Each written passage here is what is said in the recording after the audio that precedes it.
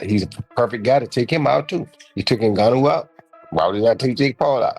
And for him, he'd probably make more money fighting Jake Paul than he will fight anybody else that he can fight right now. So why would he not do it? I mean, not that he needs the money right now anyway, but if he's going to do something, if you want to get a good win to put him back on the scene, that's a perfect win. You get a lot of money doing it. Well, I say to AJ, if this goes past 5 rounds, everybody's going to be having a go at you because you can't go past 5 rounds with this kid. He has to go past 1 round or 2 rounds. Past beyond 4 or 5 rounds, you know, people are going to be doubting you as a fighter. Jake Paul cannot go 6 minutes with Anthony Joshua. It's just not going to happen. You're talking about a man who starched Klitschko. Roy Jones Jr. analyzes the highly anticipated Jake Paul versus Anthony Joshua clash, predicting that AJ will dominate Jake Paul with a brutal performance. He adds that this matchup generates massive excitement, draws attention, and brings enormous financial rewards to the boxing world. According to Roy, the fight is a huge boost for the sport, and the staggering money at stake benefits everyone involved in the event. Change subjects just a little bit here, and Anthony Joshua, there's rumours circulating he could be fighting Jake Paul next. 1, do you think it's good for boxing, and 2, do you think the fight will happen? I think it's great for boxing. I think the fight will happen. AJ is 1-0 against these guys that come in to these boxing careers late. So why not? He's a perfect guy to take him out too. He took Ngannou out. Why would he not take Jake Paul out? And for him, he'd probably make more money fighting Jake Paul than he will fight anybody else that he can fight right now. So why would he not do it? I mean, not that he needs the money right now anyway, but if he's going to do something, if you want to get a good win to put him back on the scene, that's the... Derek Chisora took a very different approach in his analysis of the situation. For him, the discussion is less about competition and more about business. Chisora emphasized that the fight isn't something fans should view as a life or death battle or a legacy-defining moment. Instead, it's a huge opportunity for everyone involved to make money with relatively low risk. He highlighted that Anthony Joshua, Eddie Hearn, Jake Paul, and the entire promotional team behind the event stand to earn massive financial rewards. Chisora's perspective is straightforward. Critics aren't upset because the fight is bad, they are upset because those involved are making an enormous amount of money. In his eyes, jealousy fuels the backlash more than any real concern for boxing tradition. AJ against Jake Paul. What sort of gulf do you expect to see? Listen, we are in the game of entertainment. Either we're entertainment in the ring or on a football pitch, it don't matter. It's called entertainment. People are going to buy tickets to go watch Jake Paul and Anthony Joshua fight. You know, we're all entertainers, either way. So, I'm happy. I'm so happy for AJ because he's doing this for himself. And you have to understand, you have to give so much respect to Jake Paul. You know, whatever he says, he makes it happen. You know, before he was like he wants to fight Anthony Joshua and people were laughing at him. And then suddenly it's happened and people are like, wow, what's going on here? You know, so kudos to that kid, man. He's very good at promoting everything he does.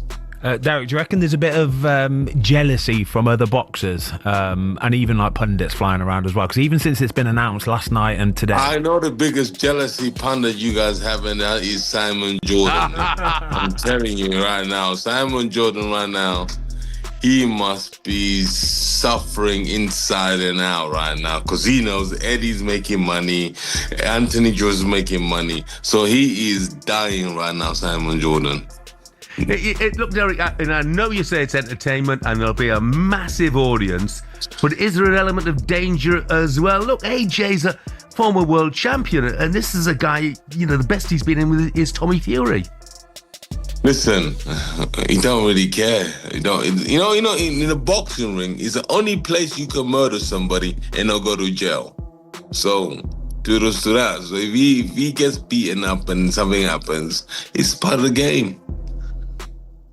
Well, I'm not sure that's a game that people will want to see, though. Is it a real fight, though? Is this going to be a proper fight? You will know more than most. Mate, let me tell you something. For how much they're getting paid, about 177 million, whatever, and they're splitting down the middle. So I hope it's not a game because I want to see some blood. I want to see somebody's teeth falling out. So I told Anthony... The discussion around the Jake Paul versus Anthony Joshua fight has become one of the most surprising yet intriguing debates in modern boxing. Abdullah Mason offered one of the more measured perspectives. Rather than dismissing the matchup as a circus or a guaranteed blowout, Mason suggested that Jake Paul has developed enough skill and discipline to make the fight at least somewhat competitive. In his view, Paul has been training seriously for years, selecting experienced opponents and steadily leveling up. Mason isn't claiming Paul could defeat Joshua, but he believes fans shouldn't underestimate the effort and dedication Paul has invested. This perspective challenges the instinctive reactions of many boxing purists. After all, Joshua is a former unified heavyweight champion, an Olympic gold medalist, and one of the most technically refined heavyweights of the last decade. Does that surprise you? Is that the first you've heard of it? That's the first I've heard of it. That's surprising to me. Confirmed, 3 minute, eight rounds. 3 minute, 8 rounds? Yeah. Yeah. Just your take on it, just seeing Jake Paul and Anthony Joshua in a heavyweight fight. I mean, I guess they doing what's best for them, you know.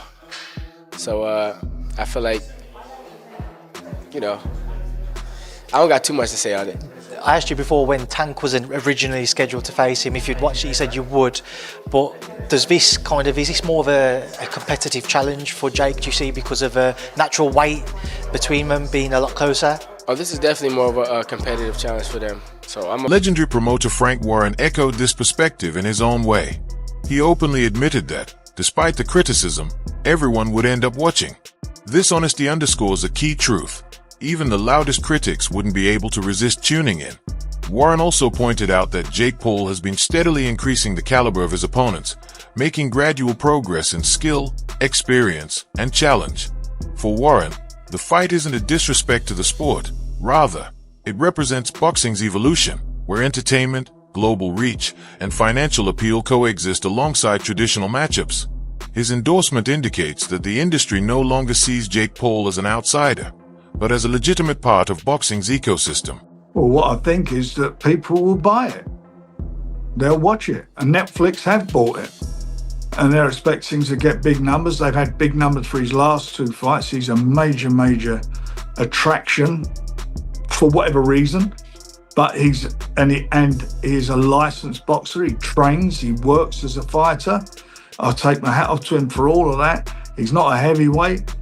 And he's stepping in with, people have criticised some of his opponents in the past, but he's stepping up to the plate. Can't criticise this one, I suppose. He's gone from one extreme to the other. He's fighting a guy, two-time world champion, as somebody who's a natural heavyweight. I know there's a weight clause thing on there, but I don't think that will make a lot of difference to AJ. And he's also a gold medalist. I think it's he's a massive favourite, AJ, for this fight. He's getting very, very well paid for it. And people will buy it. You'll buy it because it's a road crash. He is a massive favourite. The bookies only have him at 1-10 and 1-4 to get the stoppage. Is that a bit mad to you? I mean, look, you've seen AJ. You see what he's done with Ngannou. Yeah, Ngannou and Jake Paul are two very... And Ngannou's a natural heavyweight. Yeah. I just thought those odds seemed a little bit, I suppose... skinny. Yeah. Is it disrespectful to the integrity of boxing? No, because it's... Look, you're asking a question that you know the answer to, as does most people in the industry. So, it is what it is. It's a pure money-making venture with a guy that's AJ doesn't mean too much in America. Jake Paul does. AJ's ventures in America didn't go down too well, did it? So Jake Paul does though, and he's got a massive following, and that's why he's on the A side of the card. Former heavyweight champion David Haye offered one of the harshest evaluations. He cautioned that for Jake Paul, stepping into the ring with Anthony Joshua could be so dangerous it might be his last fight ever. Haye emphasized the enormous physical gap between the two fighters. Joshua's size, power, experience, and athletic pedigree are far beyond anything Paul has faced. Haye's perspective is grounded in pure boxing logic. Joshua has knocked out elite heavyweights, while Paul has mostly faced smaller, older, or less active opponents. The difference, Haye argues, is so vast that it shouldn't even be considered competitive. For him, this fight is a mismatch not just technically, but physically. His warning underscores just how decisive real heavyweight power can be. Jake Paul is going to get in a ring in a boxing match boxing gloves to mix it with one of the most dangerous heavyweights on the planet, someone who is Olympic gold medalist, won the heavyweight championship twice.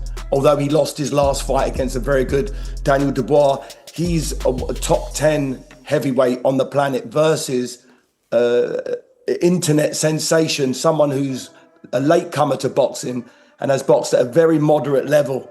I'm talking domestic level.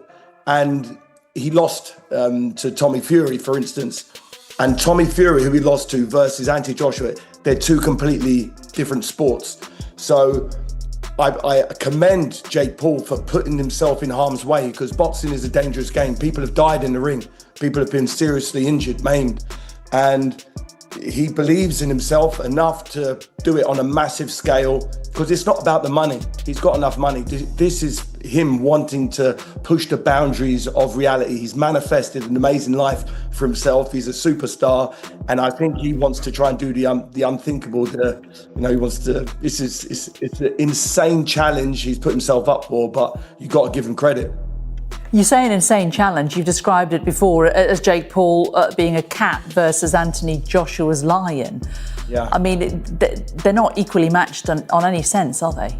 There's not one element of their boxing skill set that Jake Paul can come 15, 20% in regards to Anthony Joshua. He's a completely different specimen. Look, you'll see what it looks like when they stand next to each other.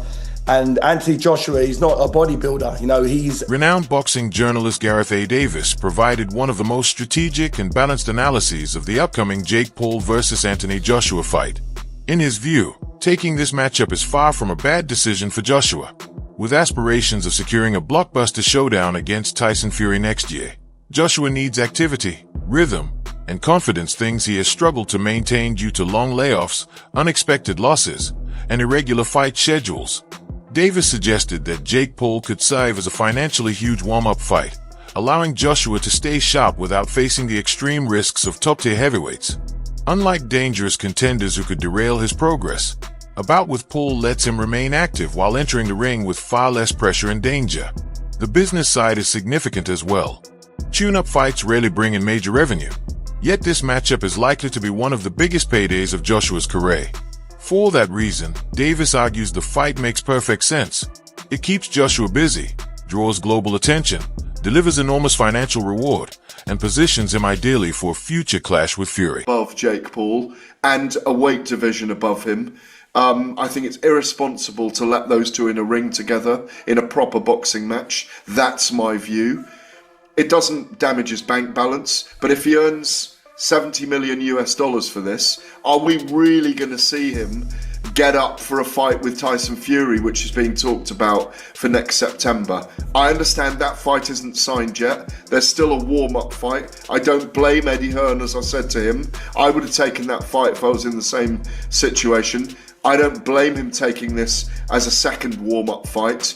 But the problem for Anthony Joshua, if he doesn't do what he did to Francis Ngannou in those 2 rounds in Riyadh and finish him conclusively, he's going to be pilloried for it. If this fight stretches more than 2 or 3 rounds and he hasn't got Jake Paul out of there, he will get booed and hammered over it. So there is pressure on him to go in there. And if he gets caught or clipped, which...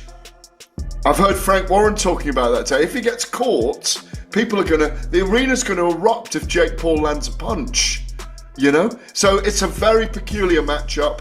It's one I'm going to watch and I'm going to go to. I'm in Miami this week anyway for BKB 48. Lucas Brown's fighting Gustavo Trujillo with the bare fists for the heavyweight title in BKB.